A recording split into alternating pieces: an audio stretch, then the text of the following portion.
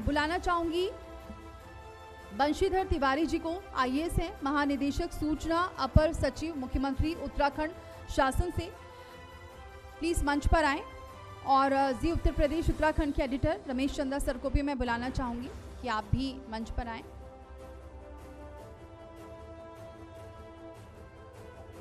तो बंशीधर तिवारी जी आईएएस है, महानिदेशक सूचना, अपर सचिव मुख्यमंत्री उत्तराखंड शासन।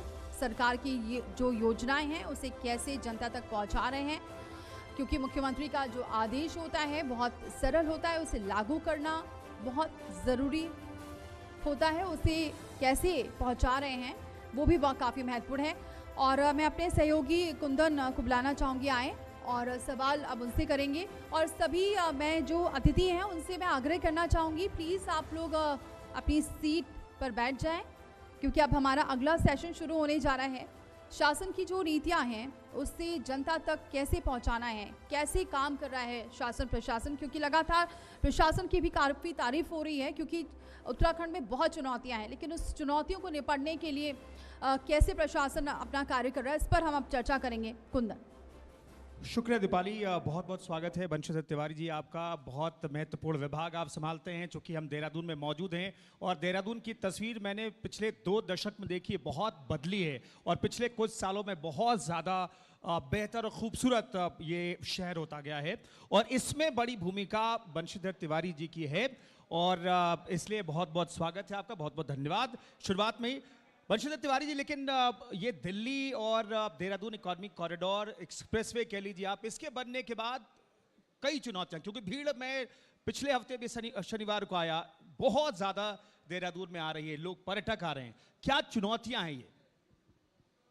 धन्यवाद करण जी। सबसे पहले तो मैं समृद्धि संवाद जो कार्यक्रम अब जी मीडिया के तत्वावधान में आयोजित किया जा रहा है, पूरे जी मीडिया परिवार का मैं आभार व्यक्त करता हूं, धन्यवाद देता हूं कि आप लोगों ने इतना शानदार कार्यक्रम यहाँ आयोजित किया। जो 2.5 घंटे में दिल्ली देहरादून एक्सप्रेसवे बनने के बाद समय घटा है और एक्सप्रेस हाईवे की क्वालिटी बड़ी अच्छी है, तो 2.5 घंटे में एक्चुअल पहुँच जाते हैं लोग। उसके बाद देहरादून ही नहीं, हमारे पर्वतीय क्षेत्रों में भी काफ़ी संख्या में श्रद्धालु और पर्यटक दोनों आ रहे हैं और वीकेंड में एक चुनौती बन जाती है जी। मसूरी के लिए या फिर चारधाम के लिए, तो ऋषिकेश में भी यहाँ भी इतना ट्रैफिक हो जाता है कि जाम लग जाता है। तो हम लोगों ने पहले से ही उसकी प्लानिंग की है, माननीय मुख्यमंत्री जी ने भी उसकी लगातार मॉनिटरिंग की, समीक्षा की। तो अगर देहरादून शहर की बात करें तो यहाँ पर जो रिस्पना बिंदाल 2 नदियाँ हैं उस पर एलिवेटेड रोड बनाने का काम काफ़ी आगे बढ़ चुका है और ये एलिवेटेड रोड बनने के बाद काफ़ी जो ट्रैफिक जाम है उसकी समस्या से निजात मिलेगी। मसूरी से जो किमाड़ी मसूरी रोड है उसके चौड़ीकरण का काम भी शुरू हो गया है। जो पार्किंग की व्यवस्था है, चाहे ऋषिकेश में हो चाहे देहरादून में और मसूरी में, 3 जगह हम लोग MDDA से पार्किंग बना रहे हैं। मसूरी देहरादून जो विकास प्राधिकरण है, ऋषिकेश में हमारी 1,500 गाड़ियों की पार्किंग नगर निगम के साथ मिलकर बना रहे हैं, जो लगभग 50% तक कंप्लीट कर लिया है। ऐसे मसूरी में 0 पॉइंट पर हम लोग पार्किंग का निर्माण शुरू कर चुके हैं, वहाँ भी 700 गाड़ियों की पार्किंग है। और देहरादून में भी 2 पार्किंग MDDA ने ऑलरेडी बनाई है और तहसील भवन में भी हम लोग एक नई पार्किंग बना रहे हैं। पर्वतीय क्षेत्रों में टनल पार्किंग बनाने का काम जहाँ भी जगह है वहाँ पर किया जा रहा है और जो ऑल वेदर रोड्स बनी हैं उसका जहाँ पर डंपिंग यार्ड था, जहाँ पर उन्होंने मलबा डाला था, वहाँ भी भारत सरकार से परमिशन के लिए सरकार ने रिक्वेस्ट किया है कि वहाँ भी पार्किंग साइट्स डेवलप किया जाए ताकि रोड साइड पार्किंग की जा सके।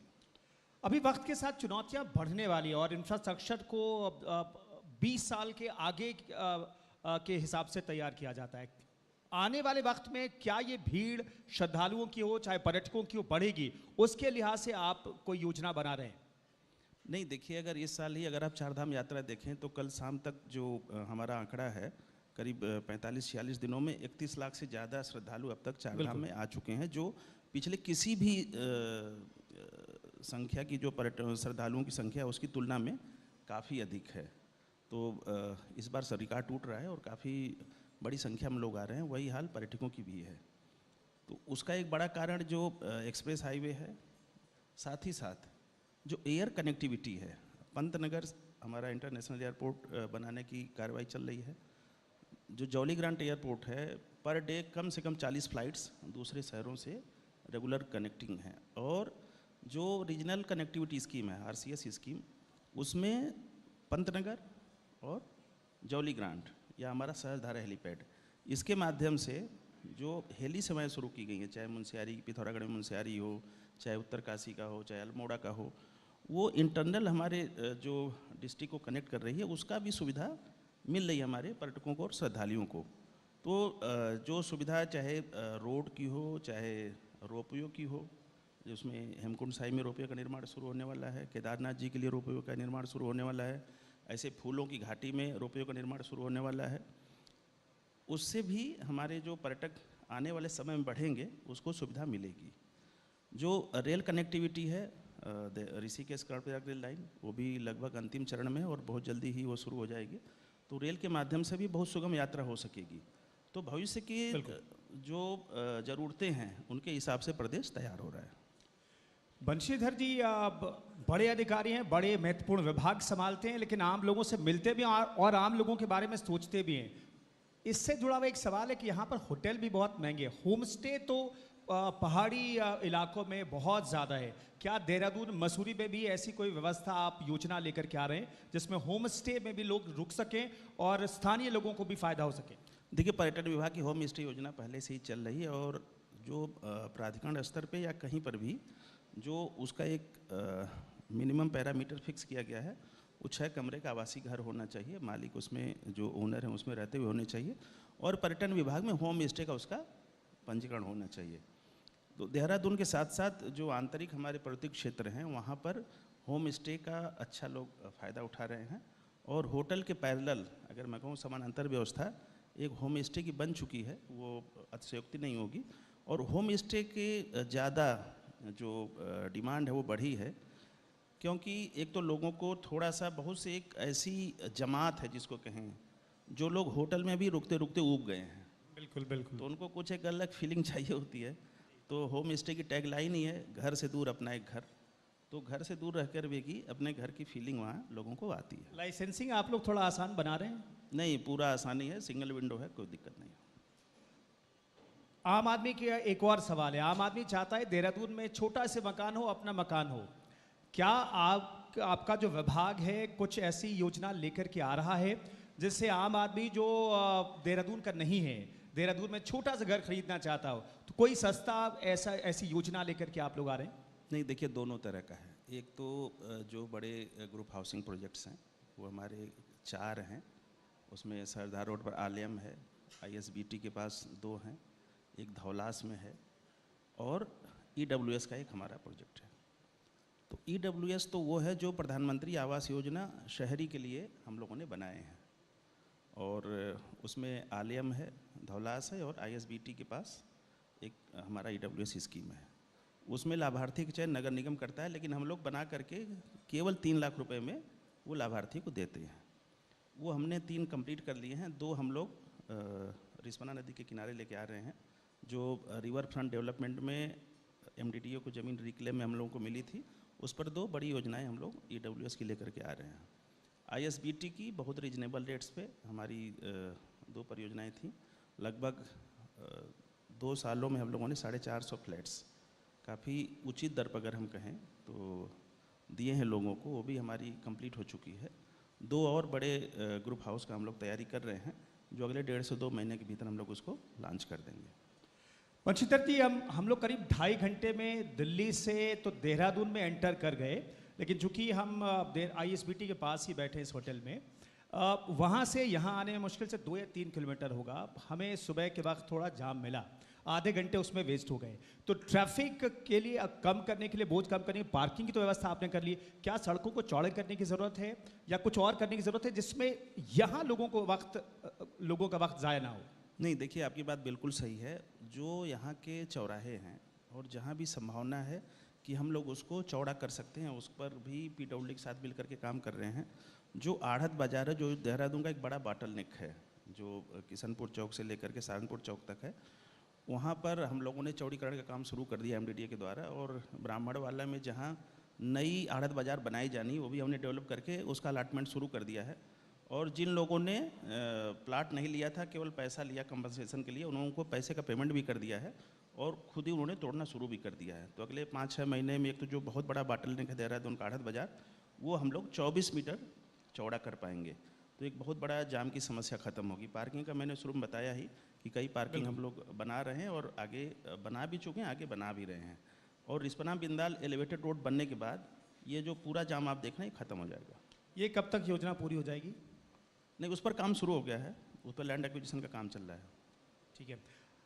आप बंशीधर जी उत्तराखंड फिल्म बोर्ड के CEO भी हैं। मेरा सवाल है, वैसे तो उत्तराखंड जो फिल्म निर्माता है वो आना चाहते हैं, लेकिन और बड़ी संख्या में और स्थानीय जो फिल्म निर्माता है जो स्थानीय भाषा में फिल्में बनाना चाहते हैं, उनके लिए क्या योजना है आपके लिए और सरकार क्या पॉलिसी बना रही है उनके लिए? उसके लिए नई फिल्म नीति हम लोगों ने बनाई है और जो नई फिल्म नीति है वो दोनों तरह के लोगों के लिए, चाहे जो फीचर फिल्म बनाते हैं संविधान की या 8वीं अनुसूची में बड़ी जो भी भाषाएं हैं, उसमें अगर कोई बनाता है तो उस पर 3 करोड़ की सब्सिडी नई फिल्म नीति में हम लोगों ने की है, जो पहले 1.5 करोड़ थी। जो राज्य की स्थानीय बोली भाषा की फिल्म है उसमें पहले 25 लाख की सब्सिडी थी, उसको भी बढ़ा करके 2 करोड़ किया है। उसका परिणाम ये रहा कि पिछले 2 सालों में आंचलिक भाषा की फिल्में, चाहे कुमाऊँ की हों, चाहे गढ़वाल की हो, चाहे जौनसारी हैं, काफ़ी फिल्में बनी हैं। उसका एक बड़ा उसके पीछे जो हेतुक है, जो उद्देश्य है, वो ये है कि जो स्थानीय बोली भाषा है, जो स्थानीय हमारी संस्कृति है, पहनावा है, नृत्य है, खान पान है, रहन सहन है, जो हमारी परंपराएं हैं, वो फिल्मों के माध्यम से एक तो हम लोग उसका संरक्षण करें जी, दूसरा उसका संवर्धन करें।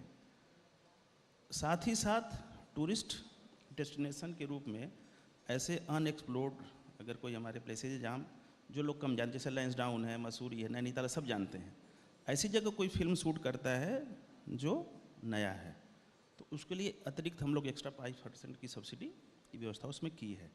अगर कोई स्क्रीन पर अपने मेंशन करता है कि ये फिल्म उत्तराखंड की इस जगह हमने शूट की है, तो उसके लिए अलग से सब्सिडी है। हमारे उत्तराखंड के बच्चों को अगर कोई फिल्म में काम देता है तो उसमें पर हेड 10 लाख की सब्सिडी अलग से है। ये बहुत खास पॉलिसी आप बता रहे हैं। बिल्कुल, जो हमारी इस पॉलिसी के लिए ताली हो जानी चाहिए, क्योंकि स्थानीय जगहों का और स्थानीय युवाओं के लिए ये रोजगार के द्वार खोल रहा है। नहीं, उसका मैं बता रहा हूँ ना, उसका फ़ायदा भी मिला है और काफ़ी अच्छी ज़्यादा मात्रा में और अच्छे अच्छे जो प्रोड्यूसर डायरेक्टर हैं वो यहाँ पर लगातार आकर के फिल्म भी बना रहे हैं और उसका हम लोगों को अच्छा परिणाम भी मिल रहा है।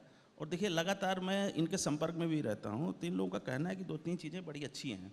एक तो उत्तराखंड के जो बच्चे हैं उनमें टैलेंट बहुत है, दूसरा हिंदी बहुत अच्छी बोलते हैं। तो उत्तराखंड के बच्चों के लिए भी एक ताली हो जानी चाहिए। टैलेंटेड बहुत बच्चे हैं जो अभिनव करते हैं, एक्टिंग करते हैं। हाँ जी। दूसरा मैंने बताया, उनका कहना है कि हिंदी बहुत अच्छी बोलते हैं, ठीक है। तीसरा ये है कि शूटिंग कहीं वो कोई देखने की भीड़ नहीं लगती, ठीक है, किसी को कोई फर्क नहीं पड़ता कौन आया कौन शूट कर रहा है, तो लॉ एंड ऑर्डर की कोई दिक्कत नहीं होती। बिल्कुल, बहुत अच्छे से, बिल्कुल शांतिपूर्ण तरीके से फिल्म की शूटिंग चलती है। तो ये सब जो सिंगल विंडो क्लियरेंस है हमारे यहाँ, बिना किसी दिक्कत के क्लियर कर देते हैं, तो जो हम लोगों ने थोड़ा एक फिल्म फ्रेंडली एनवायरनमेंट दिया है, उसका परिणाम देखने को मिल रहा है। यही वजह है कि बॉलीवुड को भी उत्तराखंड बहुत पसंद आ रहा है। नहीं, मैं बता रहा हूँ, लगातार यहाँ शूटिंग चल रही है और अच्छे अच्छे बड़े प्रोड्यूसर यहाँ फिल्में बना रहे हैं। बॉलीवुड और फिल्मों के निर्माता, निर्देशकों और एक्टर को तो पसंद आ ही रहा है, लेकिन वेडिंग डेस्टिनेशन का जिक्र प्रधानमंत्री ने किया उत्तराखंड और पहाड़ी राज्यों के लिए। उसके बाद बहुत ज़्यादा वेडिंग डेस्टिनेशन के लिए यहाँ पर सर्चेज आने लगे, लोग खोजने लगे। उसके लिए देहरादून MDDA की तरफ, चूँकि VC है सर आप, तो आप MDDA की तरफ से अपने इलाके में वेडिंग डेस्टिनेशन के लिए क्या स्थिति है, लोग करना चाहते हैं तो उनके लिए किस तरह की सहूलियत है, और क्या ये महंगा है? क्योंकि वेडिंग डेस्टिनेशन का जब भी जिक्र होता है लोगों के जहन में आता है बहुत खर्चीला होगा।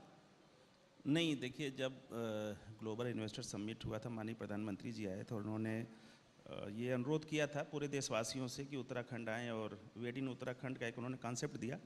उसके बाद काफ़ी ज़्यादा संख्या में यहाँ में शादियाँ होने लगी। देहरादून के जितने भी होटल हैं लगभग सारे में शादियाँ होती है, बुकिंग होती है। जो रुद्रप्रयाग में त्रिजुगी नारायण जी का मंदिर है, जहाँ ये मानते हैं भगवान शिव पार्वती का शादी हुई थी, वहाँ भी काफ़ी लंबी लाइन लगी है शादियों के लिए। सरकार ने उत्तराखंड में चूँकि लैंड यूज का इशू रहता है हम लोग के प्राधिकरण क्षेत्र में, तो सरकार ने सुविधा दी कि आप इको रिजॉर्ट के माध्यम से जो हमारा एग्रीकल्चर लैंड यूज है उसमें भी हम लोगों ने मानचित्र की स्वीकृति देना प्रारंभ कर दिया, ताकि जो डिमांड है उसको हम लोग मीट आउट कर पाएँ, उसको फुलफिल कर पाएँ। तो मुझे बताते हुए आपको ये बड़ा हर्ष हो रहा है कि देहरादून, अगर देहरादून की बात करें एमडीडीए के नज़रिए से, तो ये एक उभरता हुआ हब है शादी विवाह का, वेडिंग डेस्टिनेशन के हिसाब से। बिल्कुल। यहाँ पर कई प्रदेशों से आकर के महाराष्ट्र, गुजरात, जयपुर, उत्तर प्रदेश यहाँ पर आ रहे हैं लोग, और काफ़ी 3 दिन 4 दिन की बुकिंग कर रहे हैं, और होटल इंडस्ट्री को अच्छा बूम मिल रहा है उससे। और अब तो गेस्ट को आने में भी कोई दिक्कत नहीं है, 2.5 घंटे में दिल्ली से देहरादून। बिल्कुल, सड़क के साथ भी और एयर कनेक्टिविटी भी, दोनों तरीके से, रेलवे के माध्यम से भी, तो कनेक्टिविटी का इशू नहीं है। सर एक आखिरी सवाल, फिल्म सिटी के बारे में कुछ सोच रहे हैं आप लोग? क्योंकि हम देख रहे हैं उत्तर प्रदेश में बड़ी फिल्म सिटी बन रही है। आपने कहा फिल्मों को लेकर के बहुत झुकाव है निर्माता निर्देशकों के लिए, यहाँ पर बच्चे टैलेंटेड है, तो कोई फिल्म सिटी के बारे में आप लोग सोच रहे हैं? पूरा उत्तराखंड अपने आप में फिल्म सिटी है, आप जहाँ खड़े हो जाइए वहीं आपको सीनिक ब्यूटी मिल जाएगी, तो कोई ऐसी ज़रूरत अभी महसूस हो नहीं रही है।